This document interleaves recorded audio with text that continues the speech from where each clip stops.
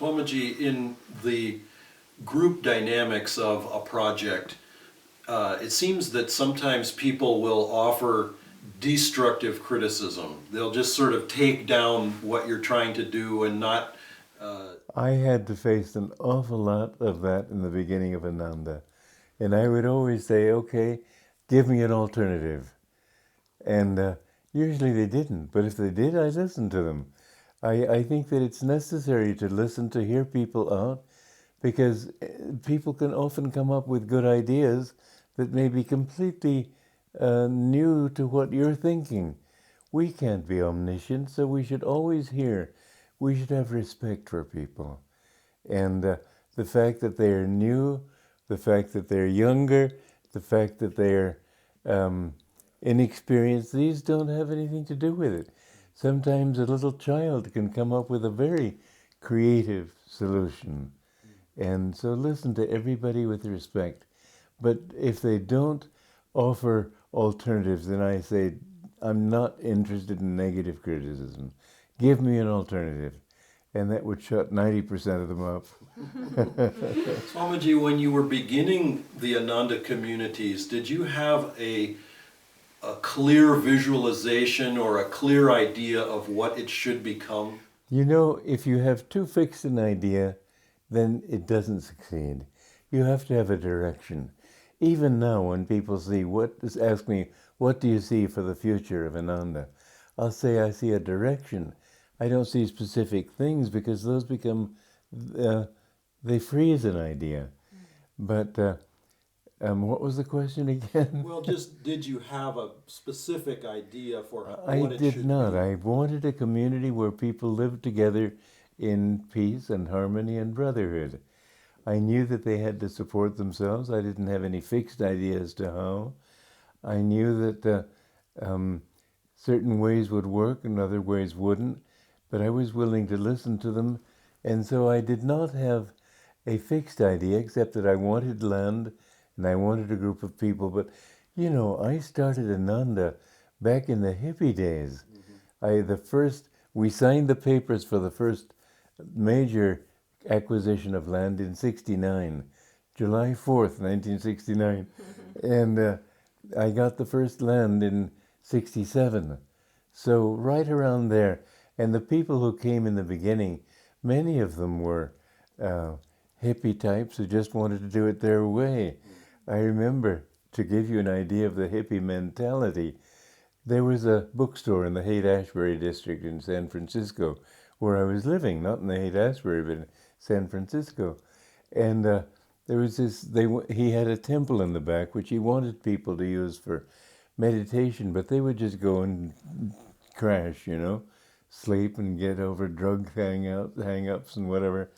And so he wanted me to come and show slides of India. And I came in there with Jyotish, and I said, well, we're going to be showing some slides of India. Freak out, man. Fortunately, the fuse blew after 3 slides, and we had to leave. But there were that kind of consciousness. I know that people who take marijuana, they used to say that I love everybody. What I found they loved was the people who took marijuana also. Other people, they didn't. They could see blood on my arm and love that beautiful red color against the white flesh. That wasn't love. It was an aesthetic thing. And we had to make very definite rules. Absolutely no drugs, no alcohol. Yet I had to be open in a sense. There was an older member, who was 77 or so, Hunnell Cassidy, and he used to drink wine with his meals. Well, there was no danger of his becoming a drunkard. I was not going to become rigid, so I didn't say anything. And I didn't have it myself, but I didn't say anything about him. But with others, I did have to be firm. When they used to say, well, at least we won't take drugs on this property, but when we go off the property, that's our own business. I wouldn't accept that. I had to be firm. And you can't do a thing in this world if you're not firm in your own ideas. I was lenient, I was respectful, I listened, but in the end I had to be firm. Go ahead. When there's conflict also, not only with ideologies like that, but within a family. When parents, for example, are afraid of their children getting on the spiritual path, what advice do you have? What do you have? Jesus said, "Who is my father, mother, brother, sister, but him who loves God?" What can you do? I've always drooled with envy when I've seen people on the path whose relatives come to. None of mine seem interested. They're good people. I never knew my parents to have an argument. And yet, when it comes to seeking God, my mother got into it, but nobody else. It's just, what do you do? I think you have to leave. I know Fritz Kreisler said, "I had to leave my mother and come to America to become Fritz Kreisler." You have to leave your family and strike out on your own. Otherwise, you're just held by the familial warmth and never break out of it. His mother didn't want him to leave Vienna. His mother wanted him to stay in Austria, and he could never become Fritz Kreisler if he hadn't just decided to do it himself. We've got to break those ties. But with people that you've chosen, people who are your friends, then those differences, you have to choose your friends. Your friends cannot be just those who like you or whom you like, those who have similar qualities. They can't be drinking buddies. They have to be people of high ideals who will help to lift you also into a higher state of consciousness. There's an exchange of magnetism between people. Seek people who have the kind of magnetism you want. If you want to be a businessman, then don't mix with business failures. Mix with business successes. If you want to be a good artist, mix with good artists. Don't mix with people who just dabble, and so on.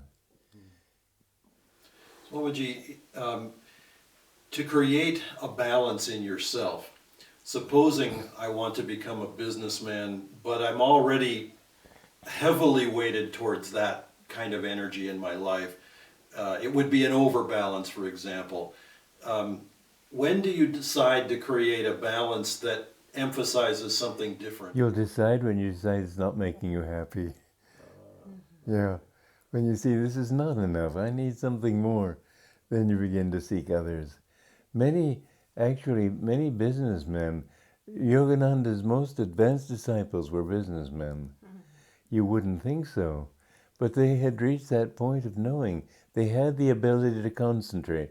I myself was very much of an artist and so on. I had nothing to do with businessmen. I grew up with businessmen. I grew up in the largest company in the world, Esso, Standard Oil of New Jersey, at that time was the largest. And I had all of that surrounding me. I didn't want that because I found that, yes, they were good people. They weren't greedy. They weren't avaricious. They were kindly and nice family men, but they were so average. I wanted something that inspired me. And so I didn't want anything to do with businessmen. And here I found that Yogananda's chief disciples were businessmen. Then I had to realize that you can't pigeonhole people with definitions. People are just people. Swamiji, you mentioned you wanted something inspiring. How have you managed that quest for inspiration, and how do you keep that inspiration strong? Well, that's a very interesting question because it really touches my entire life. From the beginning, my search has always been for truth. And I was very careful to tell the truth. I was very careful to see what was right. But when I was 13, I wanted to become an astronomer because I thought, when I know what all the heavens are like, that'll give me truth. And then I realized that I may know how many galaxies there are. I may know how the solar system works. That doesn't touch me. So I want something that will inspire me as a human being. So I left science. I remember I had been trying to make a mirror to make a telescope, 6-inch mirror, and after 6 months I almost had it finished when it slipped off the bench and cracked. It was discouraging, but I had reached the point then of thinking, no, this is not what I'm looking for anyway. And then I thought, well, maybe through politics, and I thought communism or some other system will do it, democracy, whatever. And I came to realize that systems don't create people, people create systems. The best system of the world, in the world, won't make people good if people are not good. You have to be good, then any system will work. So politics didn't work. Then I tried the arts. I found they didn't work finally. And I saw that even many of the Nazi leaders were expert connoisseurs of art, and yet they could act so atrociously. And I saw that an aesthetic sense is not proper inspiration. I had pushed away the word God because I didn't want to think in terms of a judge or somebody who was like a policeman waiting for me to make a mistake. And one time I reached the point of realizing there has to be a God. If so, then what is God?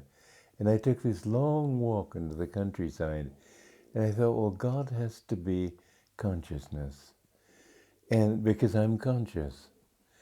And if he's consciousness, then the more in tune I am with his consciousness, which is my own higher self, the clearer minded I am.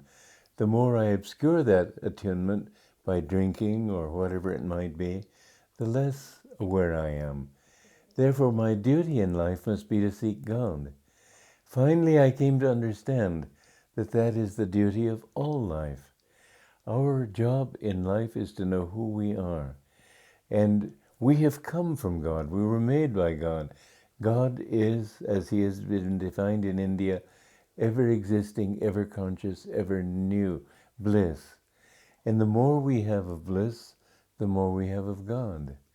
And so we need to do that in our lives, which will bring us bliss. And so that is the inspiration I'm looking for. I know in a play I wrote, this materialist says, God is in everything. That means God is in money. That means the more I have of money, the more I have of God. Simple. But it doesn't work that way. Inspiration is bliss. And the more you have of bliss, the more you have of God. So inspiration, finally, means to open myself to that higher self, which is blissful. And if I'm kind to people, I feel more blissful. That's why Jesus said, it is more blessed to give than to receive. When I share with others, I feel happier. When I help to feed other people and not just think of me, I'm happier. That's why in my story, The Time Tunnel, there's this little girl who's asked, would you give a very good dessert to somebody who's weeping? He said, well, I don't know. And he says, but wouldn't you feel happier? She finally realizes, yes, she would feel happier if she shared. We need to learn inspiration from those terms.